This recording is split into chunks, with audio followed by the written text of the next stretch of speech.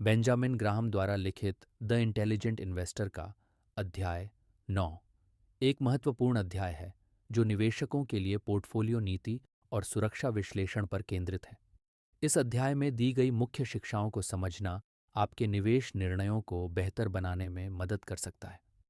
अध्याय 9 सुरक्षा विश्लेषण और निवेशक के लिए इसका अनुप्रयोग। इस अध्याय में ग्राहम यह समझाते हैं कि निवेशकों को किसी भी स्टॉक या बॉन्ड में निवेश करने से पहले उसका विश्लेषण करना चाहिए। सुरक्षा विश्लेषण सिक्योरिटी एनालिसिस का मुख्य उद्देश्य यह तय करना है कि किसी संपत्ति का मूल्य उसकी आंतरिक कीमत इंट्रिंसिक वैल्यू के अनुरूप है या नहीं। यह प्रक्रिया 3 मुख्य चरणों में होती है। पहली, सटीकता और सुरक्षा का मूल्यांकन। निवेशक को यह समझना चाहिए कि वह किस प्रकार की संपत्ति में निवेश कर रहा है। यह केवल मुनाफा कमाने के उद्देश्य से नहीं, बल्कि पूंजी की सुरक्षा के लिए भी जरूरी है। ग्राहम का कहना है कि निवेश में सट्टेबाजी और सुरक्षित निवेश के बीच स्पष्ट अंतर होना चाहिए। यदि निवेश केवल बाजार की भविष्यवाणी पर आधारित है, तो यह सट्टेबाजी है। 2. आंतरिक मूल्य और बाजार मूल्य का तुलना। किसी स्टॉक का आंतरिक मूल्य उसके वास्तविक प्रदर्शन जैसे लाभ, अर्निंग्स, संपत्ति, एसेट्स और विकास की क्षमता पर निर्भर करता है। निवेशक को यह समझना चाहिए कि बाजार मूल्य और आंतरिक मूल्य हमेशा समान नहीं होते। बाजार में अक्सर उतार चढ़ाव होता है, लेकिन समझदार निवेशक इसे नज़रअंदाज कर सकते हैं और दीर्घकालिक सोच के साथ निवेश कर सकते हैं। 3.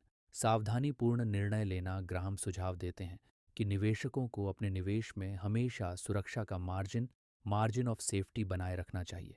इसका अर्थ है कि किसी स्टॉक को उसकी वास्तविक कीमत से कम पर खरीदना। इससे नुकसान की संभावना कम हो जाती है। मुख्य अवधारणाएं। 1. डिविडेंड और मुनाफा। ग्राहम का मानना है कि निवेशकों को उन कंपनियों में निवेश करना चाहिए जो नियमित रूप से डिविडेंड देती हैं। यह कंपनी की वित्तीय स्थिरता का प्रतीक है। 2.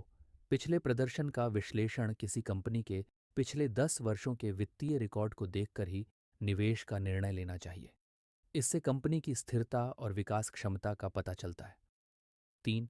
मूल्य आय अनुपात पीई रेशियो कम पीई अनुपात वाले स्टॉक्स में निवेश करना अक्सर सुरक्षित होता है, क्योंकि वे अंडरवैल्यूड हो सकते हैं। 4.